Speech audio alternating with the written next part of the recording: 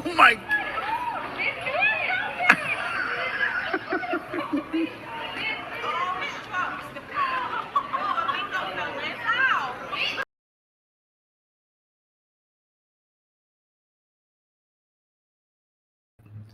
Well, happy Tuesday. I just wanted to give an update on what's going on with Jade. Actually, we are here together. There's Jade there. Hi, guys. And she had her third surgery today on her leg, ankle. And they are very optimistic that everything looks good. I'm sure everybody knows, the biggest things is Jade and I both want to say thank you for everybody that has reached out. We've had, I think, every paramotor pilot in the United States reach out. We've had people around the world reach out. So it's been absolutely overwhelming, the amount of people that Jade has touched. I do want to give a special thanks to Deweese and Randy for taking care of us at the house, because if they weren't here, I don't know what I would do. So they keep my sanity, and there's a lot of laughs around the house. So thank you, Deweese and Randy. The other one that I want to thank, her other group, is I want to thank all the girls that are, we'll just say, the original girls that were all part of Jade's gang at the beginning when she started doing these paramotor shows, and she brought together, and I don't want to mention names because I will end up forgetting somebody, but you guys know who you are. It's all the girls that have reached out. But we both appreciate it. We love you guys. So the Jade still has the outside frame around her leg, and we'll probably have that 6 to 10 weeks. And they will pull it out early if it gets to be irritating to her leg. But she'll have that, and then from here, hopefully maybe tomorrow or the next day, they're going to get her out of ICU, get her into a normal room, and then they'll get her right over to her recovery therapy. So things are looking good, looking better. Let's see, as far as fly-ins, because I always want to mention the fly-ins. We have one in North Carolina that's coming up this weekend. And then we have in July, we are going to still be doing our fly-in. And we have been informed from a lot of people that we didn't know that we're coming up are actually going to make the trip and drive over or up and wherever they're coming from and show up. So we're pretty excited about meeting you guys. And then we're all loading up, and there's going to be a big group going over to EAA Oshkosh, which is the world's largest air show. So hopefully everybody that comes to the flying can at least take a few minutes and go over to the world's largest air show. Kind of something that everybody should see. It's pretty awesome. So, but we just want to say thank you, and we will see you guys later. Thank you for hanging out and all the kind words, and I really need them because there's times I have bad demons. So please pray for me and keep me in your thoughts. Thanks, guys.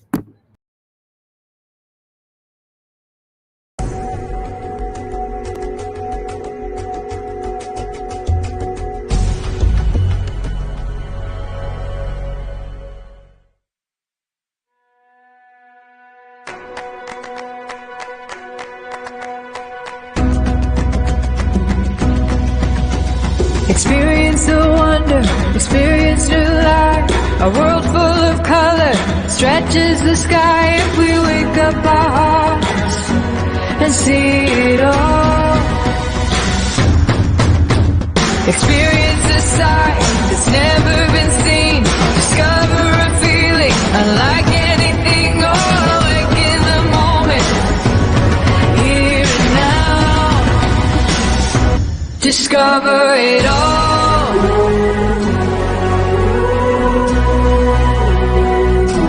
And see it all.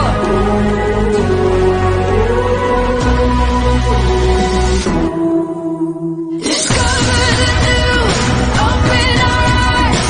This is where our dreams come alive.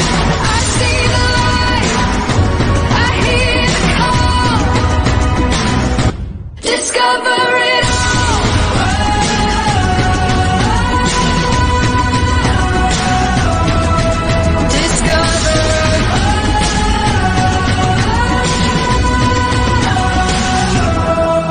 Discover.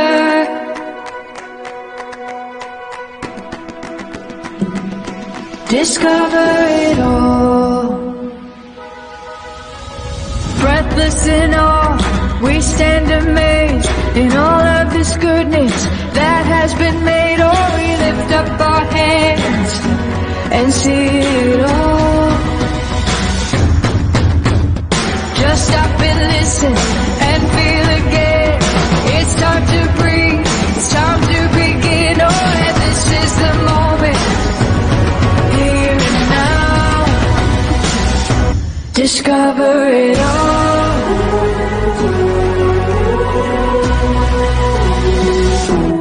Discover the new, open our eyes. This is where our dreams come alive.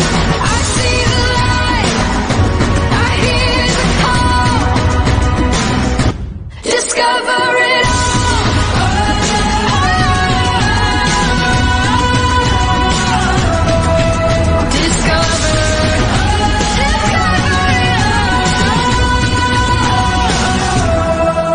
Discover.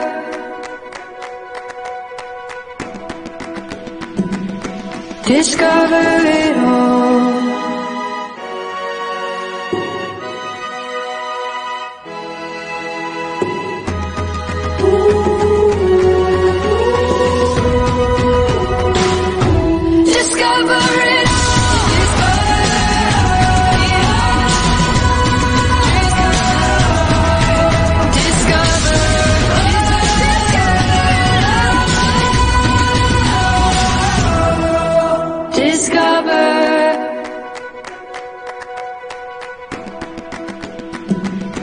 Discover it discover it all.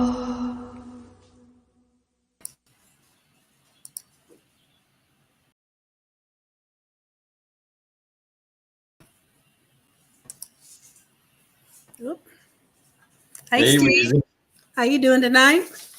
Doing good, Weezy. I miss my Jade. need I her know. back. I know. It's She's not the same. Yeah, I know it. Just not the same on the show without her. No. So I see you got moved into your new house. Yep, I'm pretty much all settled in. We just got some more boxes to unpack, but other than that, we've just been eating a ton of oysters and getting ready to go kite at the beach and do I some think hiking. that's all you guys do is eat out. Do you ever cook at home? I got to take a second job. No, I actually cook at night and stuff. I'm making ceviche tonight. Yeah. Well, looks like you It's guys our are. honeymoon lifestyle. That's what we got to do. I see that. All right. So who do we have tonight? We have Bernard Chen. Let's bring him in. Hey, Bernard. Hey guys, hello. How are you tonight? I'm great. Thank you for having me. Okay, so Bernard is a paramotorist, an award-winning landscape photographer, and he also works for the National Cancer Institute. So Wow. which one came Right. first? National Cancer Institute came first. What do you do there? I'm an IT person. I've been there since 2001. And when I first joined, my boss came, before he hired me, he asked me, "Oh, can you promise me 3 years?" I said, "Okay, sure." And I've been with him over 20 years. Oh, wow. Wow. That's pretty cool. And that's what got me into photography, actually, was working there. And- Why was that? It's funny you asked that because, usually photographers, they buy the camera and they learn Photoshop. But in my case, I actually went the opposite direction. I learned Photoshop first. because that was required of my work. And then 2009, I realized, Photoshop and camera goes together. Yeah. And I bought my first camera in 2009. And ever since then, fell in love with landscape photography. I mean, at the beginning, I shot landscape, I shot portraits, I did weddings. And then eventually I was like doing so much, I didn't know which one I really loved. And I realized that I did everything well, but I didn't do one thing great. And that's when I realized that my passion was landscape photography, and that's what suited my personality. Nice. Yeah, I looked at some of your Dolly Sides photos. Those are gorgeous. Dolly Sides is an amazing location. If people have never been there, it's to me, it's ultra secret, probably the best place in the East Coast to watch a sunrise. Mm-hmm. And I was watching a video of Jade put together. I was like, wow, because she did that from all my videos. I was like, oh my God, I got to go back and redo all my videos because she just knocked it out of the park with that one. Oh yeah. But Dolly Sides is a place that I say it's the best place to watch sunrise on the East. And I want to tell everybody because 1 week in the fall, between the 1st of October to like the 8th of October, it lasts only 1 week. And you saw me flying through there. Those bushes turned red. Yeah. I mean, what are those saturated bushes? red?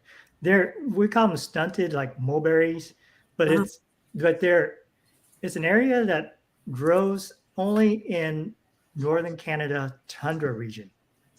And it grows right here in West Virginia in that little spot of Dolly Sides. But in Canada, you can find them in Canada, but they only grow about 4 inches tall. Uh-huh. At Dolly Sides, they're like 3 to 4 feet tall. Oh wow. And their colors last only for 1 week, and that's it. It's like heaven. How about that? Jeremy wants to know you have Instagram. I do. That's Bernard Chen, Bernard.Chen. And that's Yeah. CHEN. CHEN. Right. Let's see. How did you manage to incorporate photography into your paramotoring? Good question. So when I really got into photography, 2011. I think 13 is when I bought my first drone from DJI. And that's when drones were not as fancy as today. You know, you had to connect your GoPro and it was just very unreliable. When I first saw my image from the ground flying a drone, I was like, oh my gosh, this is incredible. Mm. And I just fell in love with flying then. And throughout the years, the drone's gotten better and I flew my drone more and more and upgraded my drone. But then I thought, wow, what happened if I could incorporate myself as a drone so I can experience the flying myself and see with my own eyes? Oh yeah. And luckily I had a couple of good friends in West Virginia that he took me skydiving. And he said, buddy, what do you think about that? Do you like it? Will it fit your photography? I said, maybe, but I'm just going straight down. There's nothing I can do. And then he took me, and because of him, you know, and he took me to Seneca Rocks in West Virginia. We climbed Seneca Rocks. He did base jumping, and I filmed him and all this kind of stuff. And then he finally got into paramotor. And then he said, buddy, I found the perfect sport for you. Yeah, you can fly and take pictures. And he told me about it like 2 years before 2020. And I said, are you sure? And all that time I was just hesitant about jumping in. And finally, when COVID hit in 2020, I was stuck at home and I was getting bored. And I was like, I got to do something. And that's when I just jumped the ship and asked my friend and said, "Where did you get your training in paramotors?" And I called him up, and I went there at Almost Heaven. Oh, nice. Is Very- that almost Terry heaven. Fields'? Darren That's Fields, Fields. yes, Darren Okay. Fields. Okay. And I went there because it was during COVID. There's nothing else to do, and I learned. And it was not easy. I would have to say. I was great at kiting, but nothing prepares you for your first launch. And my first 7 launches were failures. And I said, gosh. Darren said, "Oh, you just hang it up for the day." I didn't want to quit, but he knew I was tired.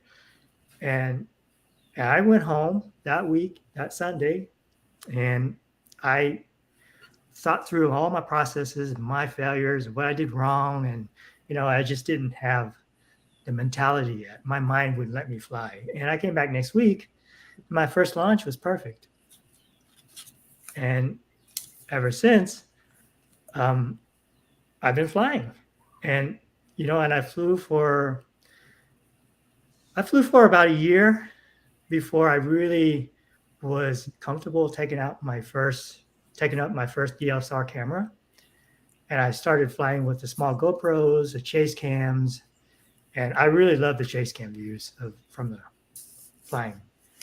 And it took me about a year to get everything situated where I'm really comfortable taking photos and videos and, flying with one hand. So yeah, and that's how I came into flying. And once I flew and saw everything in my own eyes, well, I have to go back a little bit. Before I started flying, I've been going to Iceland for for all my landscape images. I take tours, photo tours there, and the landscape Iceland is just incredible. And so Iceland was one of the reasons why I wanted to get in flying, because I wanted to fly Iceland. Because what I saw a scout doing fly-ins. They're they're taking tours. Yeah. And I saw them. I said, "Oh, this is what I want to do." So that kind of helped me push me towards flying. And so Iceland was my number 1 dream, and then Dali South was number 2. And I covered both of them so far. That's good. It's been So you've flown amazing. in Iceland now. I have. Yeah. Oh, wow. And pretty it awesome. was, and I have to say, flying on the East Coast, I'm so used to no wind launches. And I got to Iceland, I was like, oh my God, are we flying in this? And yeah, and this is when I realized I need to get better as being a pilot. I got comfortable with just no wind launches. Oh, I can do this. But when you start talking about reverse launches with your chase cam, I was like, oh. So the winds that so- you had while you're in Iceland, were they not just strong? Were they like gusty and twitchy too? Was the air more bumpy? Like what made it a little bit more difficult in that arena? The winds were very strong, and you get up to those. There was some cases you got up to the mountains, and it was really turbulence, and we couldn't go anywhere. We would just all turn around and go back home. But there's sometimes you could fly like on one side of the mountain and find the silent wind zones, quiet winds. But it's I'm glad I took a scout tour, because I don't think I've known people who flew there by themselves first time, but I think it's really it's pretty dangerous. Have you experienced beach winds yet? The laminar beach winds? Only at like the spring wings Mm-hmm. out on the East Coast, we had winds like that, but that's about it. But it's not much. Yeah, because I live I used to live in Nebraska, and so we were always flying on low wind days, because anytime the winds were, are past 10 miles an hour, it's pretty bumpy once you get up there, because you got gusts, it twitches. but man, getting to experience some laminar beach air where, you know, even if you're not used to reverse kiting, if the air is smooth and stable, the wing just flies itself, and then you just kind of feel like you're one with your machine because landings take so much less work and everything. And I thought that was one of the most fun experiences I've had since I started flying and being stuck in the Midwest inland. While you were in Iceland, did you have any other unique experiences or ones that spooked you? Or Yeah.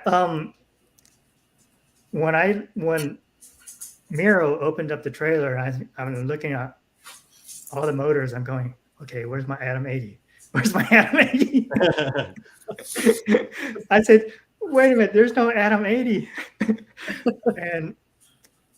and all these are 185s. Most are 185. And I'm going, God, I've never flown one of these before. I've been on my Atom 80. and I have to say, 2 weeks before my Iceland trip, I had a one-wheel accident and I jammed my right wrist. So not only I didn't have my 180, I had a 185, I had a jammed wrist. It's like I was nervous, but I told myself, you know, I'm in Iceland, I'm here, I gotta fly. And you know, when we went out to our first launch site, I stayed away from everybody, and I practiced trying to launch 185, my wing. But first of all, the Scout is huge on me. My wingspan is, I had really had a hard time bringing my A's or my lines over the Scout, and it took me 3 or 4 times. I had 3 or 4 failed launches, and finally, after maybe my 5th launch, I got it up, and then I was doing that pendulum thing because the 185 and the 180, I was like back and forth. I thought people were probably scared for me. But finally, when I found a sweet spot on the throttle, I got it down, and after that, the whole week I was good for flying the 185, and I felt comfortable. You just need a little practice. I just needed a little practice, and and I never had to worry about gas because every time I landed, I always had more gas than everybody else did. Yeah, even on my 185, I very rarely use full power. I might use full power when my feet leaves the ground, but after that, it's plenty enough even for my weight and size. And go ahead. I'm sorry. Go ahead. Another problem I had was my arms are so short. I don't know if you can tell. It's I could not start the Scout on my back. Oh. Because it was back here. By the time I got here, I was like, I only had this much movement. And I said, Miro, this is not going to work. He said, it's okay. When you get on your back, I'll start it for you. And it's like every time I was ready, he wasn't there because he's helping everybody else. Oh, jeez. So I did the one thing that we're not supposed to do. I had to start on the ground, put it on my back, and then go from there. Yeah. Those Scouts do have a safe start, I believe, where if it revs up really quick, it'll shut itself down. But yeah, it's it's one of those things that you just have all these memories of your fears, and you did, and you look back and you did it, and I'm glad I did. I got great videos and images, and the experience was incredible. Were you able to do the waterfall flyover? I did. Yeah. I did. Yeah. It's incredible. It's Iceland is 2 S's. I want to go back there for sure. Nice. Where else have you flown? I saw something about Glacier. So Glacier was in Iceland. All the Glacier flight was in Iceland. Oh, I thought you went to Glacier National Park. No. Oh no. I've flown out in Utah. Oh. around Bishop, California. I've flown down to Florida. Flying is like photography for me. You know, when I got in photography, before I got in photography, I could count by one hand how many places I've been. I haven't been that many places. I grew up in Arkansas and I moved to Virginia. So those are 2 places I've been. And when I got my camera is when I started traveling. And with your camera, you start having a whole list of locations you want to be taking images. Tell us about some of these photos Steve's showing us. Yeah, so these photos, that photo is from the Spring Wing out from the East Coast. Oh. And it's just, you know, it's just beautiful lines of water on a low tide day that brought the photo out. And I actually had radio contact with Chris, my friend Chris Egris, and I told him, hey, can you fly back here so I can get the picture of you with these lines? And that's what he did. And that's how I got this photo. What kind of camera do you use? So I started off with a Nikon, and because I was hiking a lot before my flying, I switched to a Sony, and so it was a perfect progression to flying because the Sony is quite small. I actually have it here. It's quite small, and I have like a 24 to 105 range on it. And I carry it. I have a cotton carry on my chest, and it hooks right up here. It doesn't bounce, and I have a strap around me. So when I want to take a picture, I just pull it off and take the picture. Yeah, so Sony is my go-to camera because it's small and it's has 46 megapixels, so large enough to get large prints. Yeah. So on any of your photographs, are you doing anything after you capture them within Photoshop in terms of any color, brightness, hue adjustment, things like that? Or are these just stills from what you pull off your camera?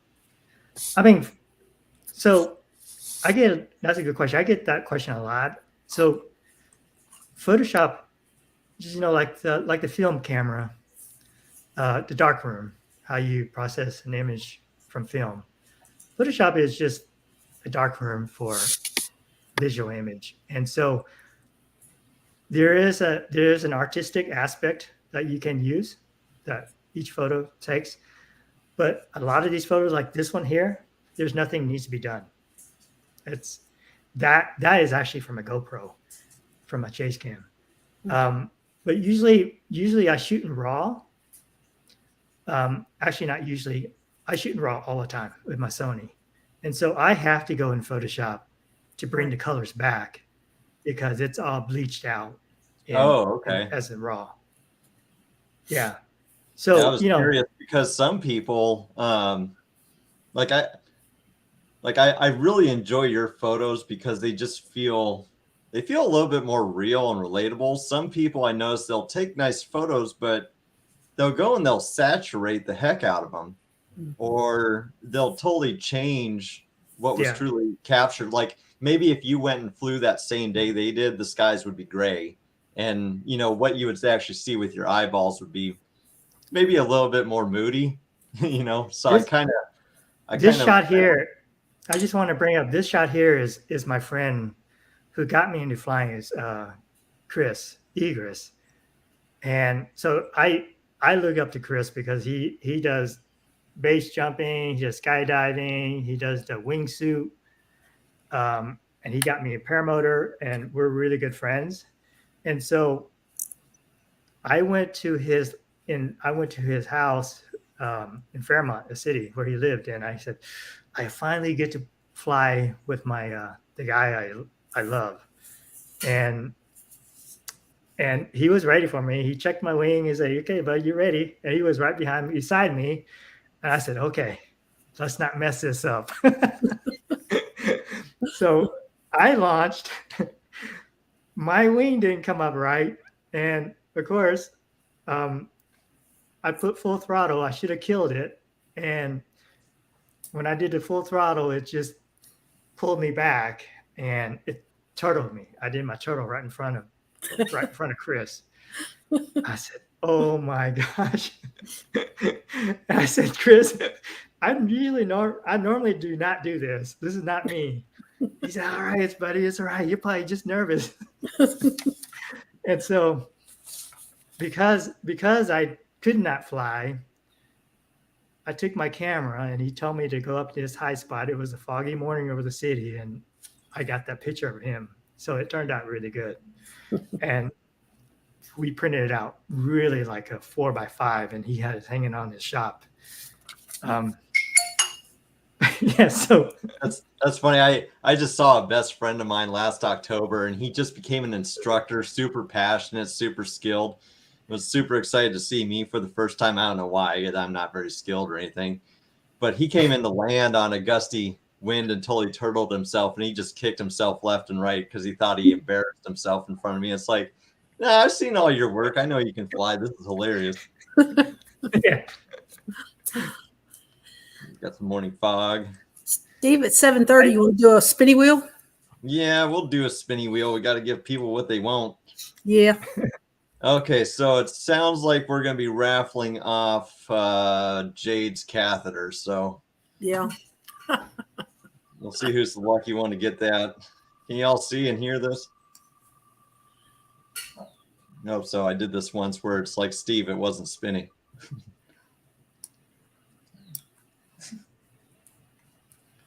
All right. Write down who wins. Where's my If pen? you win, feel free to message me on Facebook. I'll get you. Oh, we're giving away a sticker from Jade. That's what we're truly giving away. We're giving away. But you can message Jade. You can message me. We'll make sure you get your goodies. We got between Bill H and Karen. I think it's going to be Bill. It's going to be Bill H. Oh, man. Bill H. You just Congratulations, won a brand new car. I'm sticker. and all the ladies love my grandma. Let me just say hello to everybody in here. We got Kramer. Hey, Kramer. JP Tulo. Linda Anderson. Hey, Linda. Karen Up. Bill H. Congratulations on the sticker. Randy Milstead. Walter from Australia. Travis. No, I'm not ransacking their house. Shane Wyman. Hey, Shane. Let's see who else is in here. I would be going through all their drawers. I want to find out all their secrets. No, only thing I did is I went to get the they have a robot vacuum. I had to go in their bedroom and get it. Went in the door, went in their bedroom, and it was sure that's a running vacuum? around in there. Just kept going, and I had to go in there and get it. Let's see. Justin, Copay, Laurie Fisher. Hey, Laurie. Keep on going. Let's see. Who else we got here? Jeremy. Hey, Jeremy, how are you? Walter. I said Walter. Ed Brinkman. See, I need to pull up Owen this screen when Bill. you do it because then you can go right down the list. Brian Franz. Scuba. Hey, Scuba. Walter, Linda, Shane. Still going down the list. Karen Up, Shane, Walter, Bill. So I hope I don't miss anybody. 2 feet and a heartbeat. Hello. Nightbot. Don't forget about me either. Oh, don't forget about Hot Buttered Steve. Yeah. And Angie's back in the background there. Mm-hmm. Hi, Angie. Eric Lear is in the background. Let's see what else we got. Oh, hope I didn't miss anybody. Am I missing All right, anybody? last chance. Last Speaker chance. two. I think that's it. Oh, So Tony's before- in here. Tony Morzano. Hey, Tony. That's it. Sure, Welcome, someone's going to ask everybody us, here. but what frame do you got there behind you, and what wing do you fly? So I started off with the Muse and the Mac Para Muse. And I think at about 10 hours, I was like, I'm not going anywhere. Yeah. And 20 hours, I talked to Darren and I said, Darren, I need a different wing. And he said, buddy, you should go to the Colorado. And when I got to Colorado, it's like, wow, this is amazing. A And 21 that's a Colorado. step up from the Charger, correct? I was going to go to the Charger, and Darren goes, buddy, just go to the Colorado. It's a much better wing for you. and I did it. I haven't looked back since. And I was 21, and now I fly an 18 Colorado. And I also just bought the Flow RPM 2 at 18. So yeah, so it's that's what I fly the PAP, the Atom 80 PAP.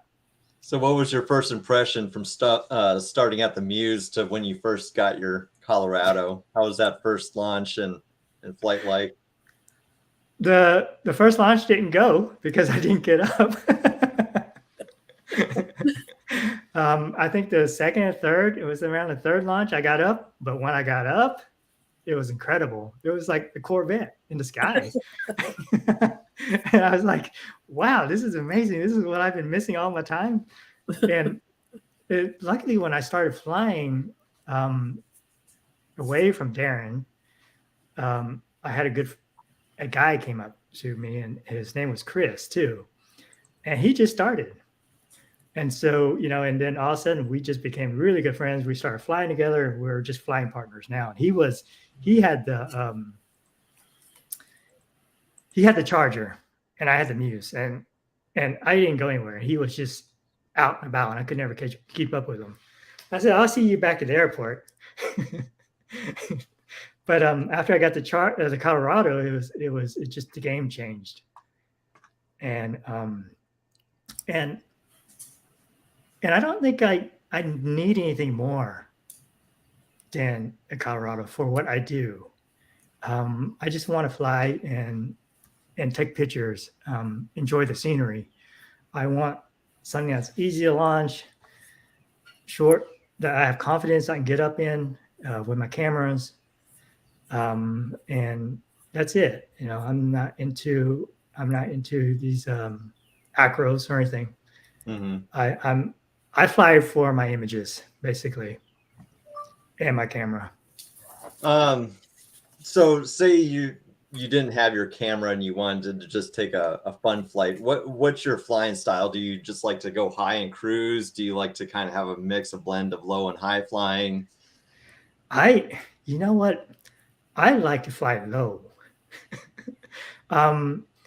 I never usually fly high because I don't with my camera with a wide angle lens or zoom. I don't get much out of that. But I have flown high where and just turn off the motor and just cruise down.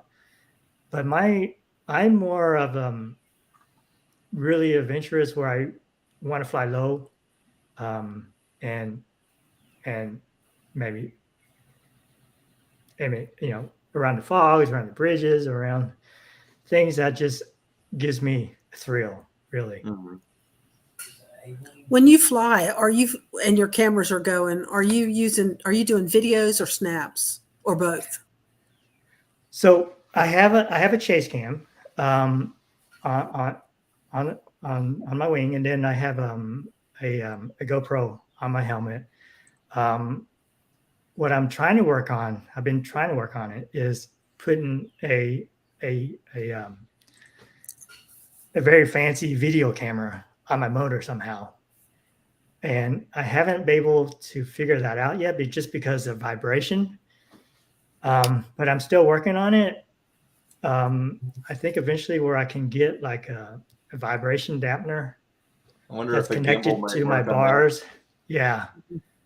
Yeah. And so that is my next step that I want to do. But I can do videos from my cameras, my Sony or photos, and I usually do photos. Mm-hmm. And I stick with the GoPro for videos. Yeah. It's kind of crazy to think about, like 13 years ago or stuff, before the really good equipment got miniaturized, people are launching these things with massive cameras and all sorts of stuff. They've done parodies. There's a guy named Paul Anthem who does a video series called PPG for Morons. And he does one where he almost looks like the octopus villain from Spider-Man with all these like extensions and stuff and 50 million cameras trying to capture everything. The camera has gotten so good. I mean, your iPhone camera is so good. The videos from your iPhone is just amazing. And the GoPro is amazing itself. And it's just going to get better and better. Yeah. And, you know, and flying paramotors, you know, I look at people, I said, yeah, these people, I love people. I love to watch people flying, but I'm always the type that it's the journey for me. It's like, can you bring it home and show people? Yeah. Can you share what you've done? Yeah, it's fun. You can fly and you go home and you feel good about yourself. But you say, oh, I went flying, but no one knows about it, right? No one really understands it. And so I like to bring it home. That's my whole theme, is to bring it home to everybody and share it with what I see, because, you know, watching sunrise or capturing sunrise, sunset on land with a camera, and then being in the clouds with the sunrise is just amazing. You know, the colors just popping around you, and you feel like you're at heaven's gate. It's just astounding to me. And it doesn't last. I'll never understand it. There's actually guys out there that they don't take pictures. They won't run a camera at all because, well, one person explained it to me that it's deeply personal to them. And for me, I could never really understand, because I like capturing, because it's like, this is what I did and this is what I experienced. Yeah. I tend to be a fan of those Insta360s because you can capture absolutely everything, but on the back end, you can change what you see on a certain perspective. And that's why I tend to toy around with a lot. That's a great camera too. Yep. Mm-hmm. Yeah, the 360s. So you recently had a buddy that was in a crash. You want to tell us a little bit about that?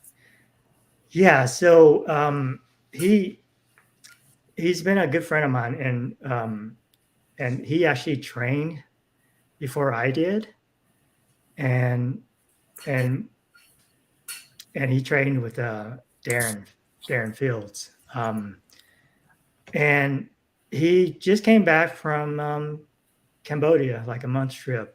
So I was helping him launch, because I know, you know, he's 68. He doesn't look 68, but he's 68.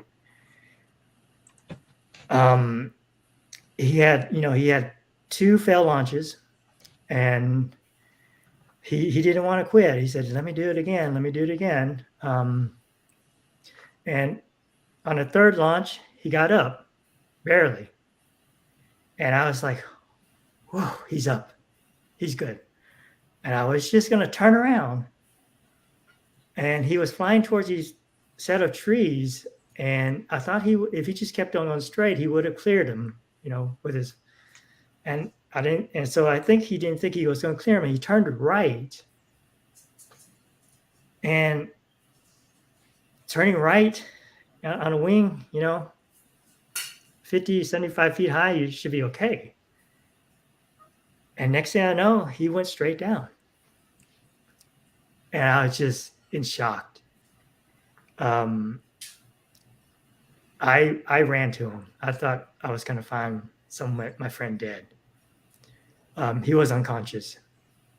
And I was trying to say his name, trying to see where I can help him get the motor off of him. And luckily, my buddy Chris was flying already, and he landed. And he and I was able to, you know, gently move his body around, get his equipment off of him. He was still unconscious. But we can tell that his feet was moving, his arms were moving, his fingers moving. And the point where we asked him his name, he was able to reply back his name to us. By that time, EMS services was arriving. I was just shocked. I was holding his hands, literally crying. I didn't know what to do.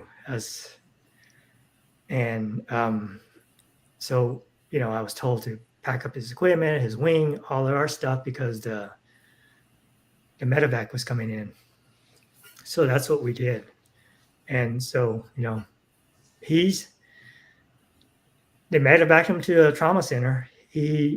That was like 2 weeks before Jade had her accident. And he's home now. And he's still having, ankle and foot surgery, coming up next week. But believe it or not, I talked to him and he doesn't remember what happened.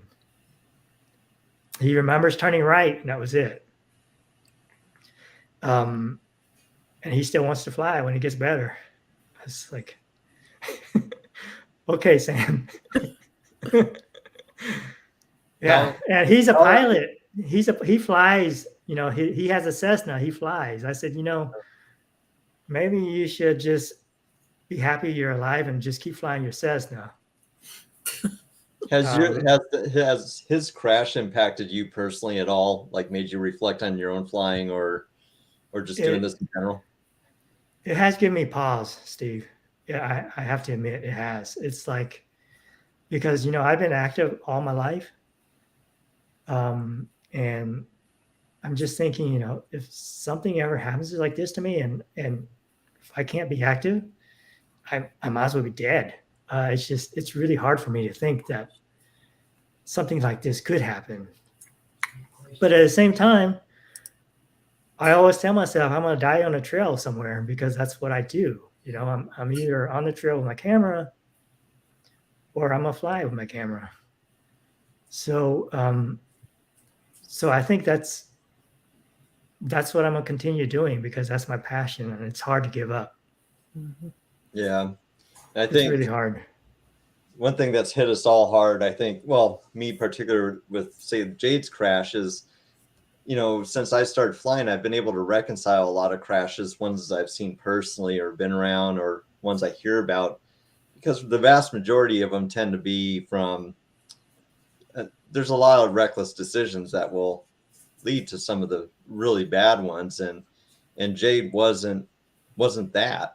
And all of a sudden I don't have a reason anymore. That it hits home that something randomly can happen and bite you. And it makes me think of it myself too. But at the same time, I kind of started this to live a little bit more. And I just moved to the Pacific Northwest to hike a lot. I could be struck down by cancer, a car crash, or a bear, or a fall. Exactly. Where do you draw the lines, and how do you apply the logic? And it's I think it's been tough on many of us, especially when that person's so close. Yeah. It really does make you think about it. It does. It affected me a lot, because it's I couldn't fly again that weekend that happened to Sam. It's just I was so close to the situation. Yep. And at the same time, when I was in Iceland, I got these words tattooed on my arm. It said, "One life, live it." Mm-hmm. So I see it every day. And I think that's how we got to live. Better than mine. Mine says, "I'll try anything 5 times." Yeah. All right. Shane Wyman has a question. How low will Bernard take photos while flying? I've always been afraid of stowing brakes to take photos while low. I think I'm pretty comfortable with my camera flying low, but I'm usually about 100 to 200 feet high. Because usually when I'm taking photo of my partner's flying, I want to get the composition of the wing from the top versus at the same level he is. So I'm always flying a little higher than he is. Mm-hmm. So that's, I don't think I ever flown lower than that to take photos. And there's no need to, because, you don't need to be too high, but you don't need to be too low. Mm-hmm. Too low, it's not going to show anything. So there's a happy medium there. Mm-hmm. Have you been exposed to Jim Hamberlin's work at all? He flies a powered parachute, but he's known at photographing a ton of paramotor pilots, and everybody loves flying around him because he snaps some of the greatest pictures of the pilots themselves. I have it. Me. But that brings back memory of Miro when we were flying Iceland. He said, buddy, he came out to me and said, buddy, he said, by the way, everybody calls me buddy. My name's Bernard, and they call me buddy. He said, buddy, he said, I look back and I realize you're always the last person. Then I realized, oh, that makes sense because you're always taking the photos. You're always following everybody. Yes, exactly. So after that, I noticed that Miro was always flying in front of me. Yeah. But everybody else would fly away, but Miro would stay right in front of me. And in my local group, when I used to fly in Nebraska, everybody knew I always was running a 360 camera or something, and that I was going to edit it and share it. And so a lot of times I thought I would be flying alone, and then I'd go back and look at my footage. I'm like, I have a whole formation flying behind me. This looks amazing. And it looks like I'm flying a really cool style when I'm just a slow boat up there flying straight and level. And then got all these guys just like, this is fantastic. Yeah. You said you flew in Utah. What part of Utah did you fly in? So I flew around the Astrum Point, Powell Lake Powell. Oh. So going back to, I was talking about landscape photography where I've taken so many beautiful locations. So now my flying, I want to go back to these locations. Like, I want to fly like a Reflection Canyon. I don't think there's ever been a photo of a paramotor at Reflection Canyon. So it's one of those things that, and the nervous reason why I got into flying was I wanted to. There's so many landscape photographers out there, and I want to be. I want to do something different than everybody else. And so that kind of pushed me into flying too, because I'm getting these unique compositions of landscapes that no one else can get, or most photographers don't dare to fly to get. So I'm thinking back, like Reflection Canyon, Astrum Point in Utah, Lake Powell. So that's Reflection Canyon. So flying.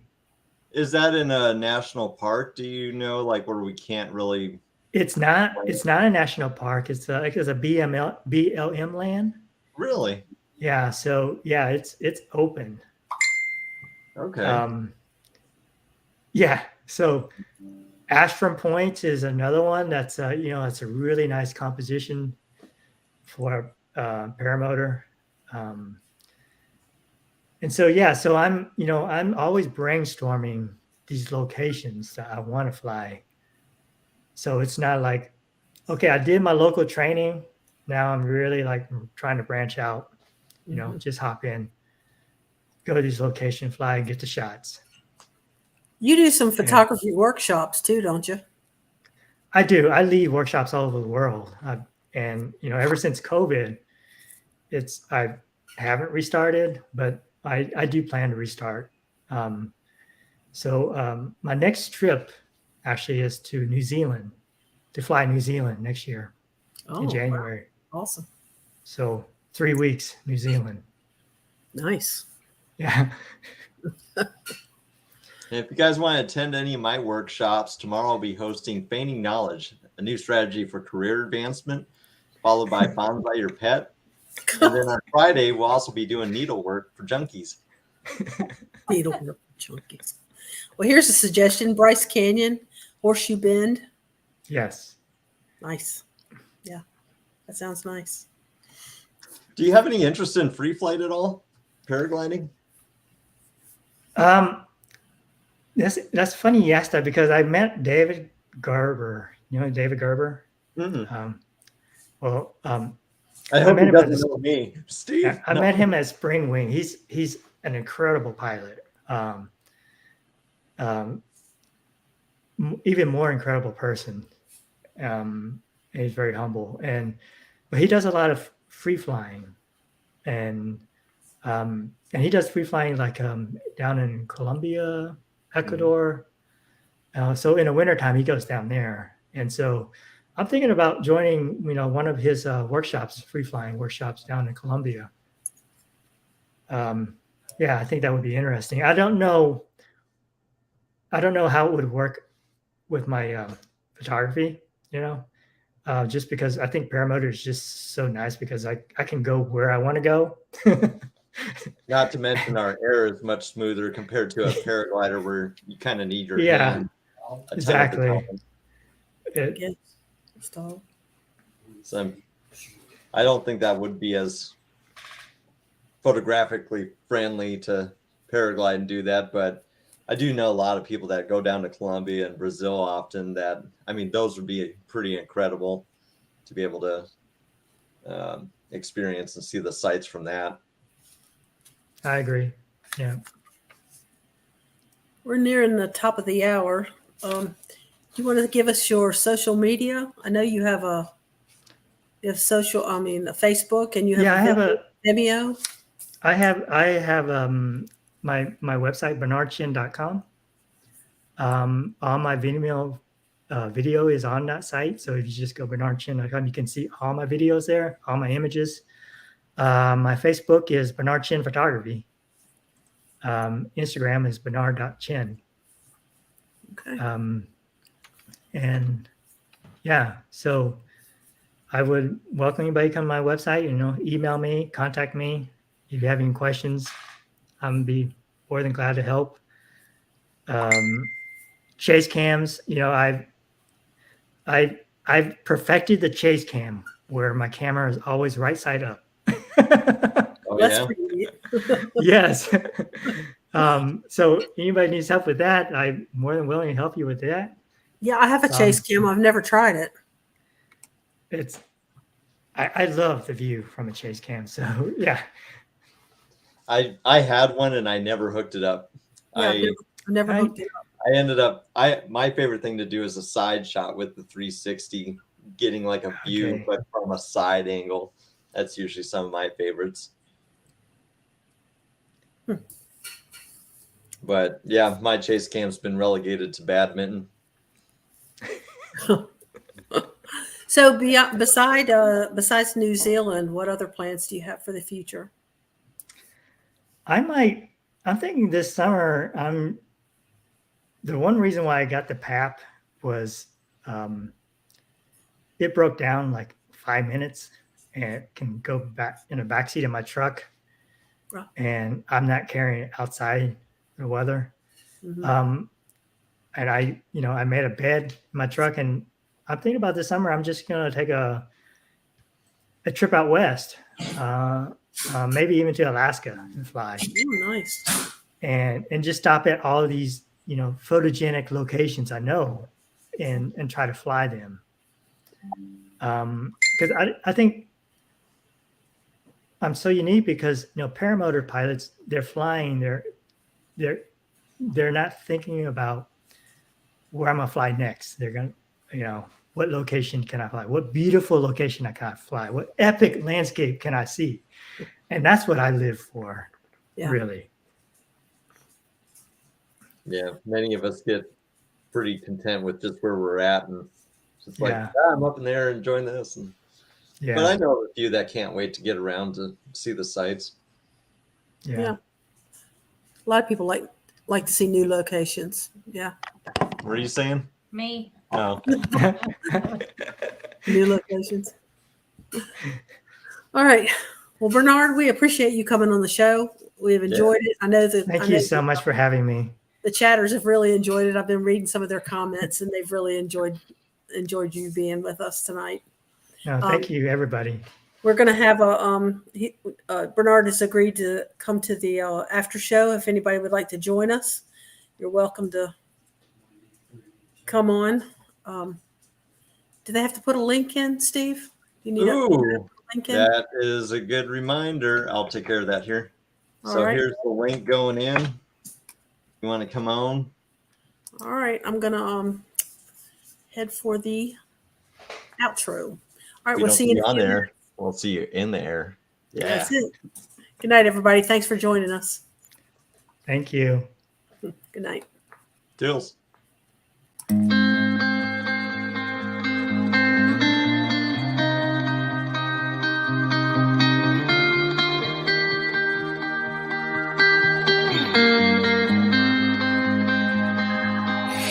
nothing is untrue, nothing don't matter. It's all oceans of our emotions, of everything we are and what we belong to, how we reach our destination. Shadows fading light. We're caught in burning fire, almost falling from the sky. And the sun may tear the wings of us like Icarus. We fly, fly with courage and bravado, fly with passion in our hearts, and realizing the power of love will guide us safe to shore.